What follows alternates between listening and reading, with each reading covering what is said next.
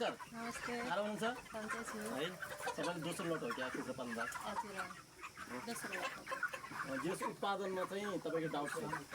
छैन, राम्रै छ। राम्रै छ। कतिवटा औषधि प्रयोग गर्नुभयो? अहिले अब औषधि त 4-5 थरी भयो होला। ए 4-5 त्यसमध्ये भन्नु नि। त्यसमध्ये फर्स्टमा ल्याक्टो, त्यसपछि डिल्याक, अनि क्लिनअप, अनि त्यसपछि ट्रिटमेन्ट, त्यति मात्रै। अहिले भिटामिन पनि युज गरेको ए जम्मा 4 थरी। हजुर कुखुरा कति थियो हाम्रो?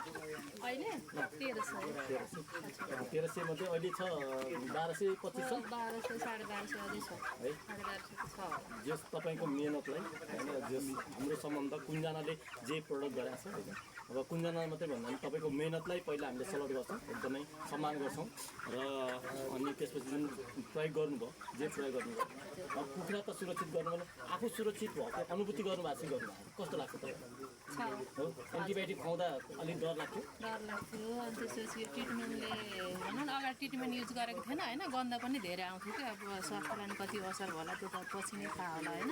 अहिले चाहिँ खासै त्यति गन्ध आएको छैन। अनि तपाईँ अबको हकमा जस्तो कुखुरा पालेर अब तपाईँले यही काम फेरि तपाईँले सहज गर्दा क्या, तपाईँको यो जस्तो कुनजनाको अथवा कुखुराको टेक्निसियन बनेर प्राविधिक बन्न सक्नुहुन्छ त?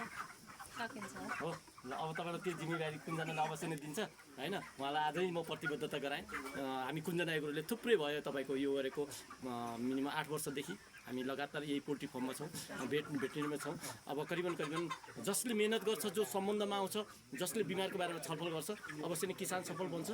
लागत कम र उत्पादन विकास गर्ने कुरामा हामी विश्वस्त गराउन चाहन्छौँ सबैजनालाई। र यसै भन्दा अहिलेलाई बिदा हुन्छु। हस्, नमस्कार।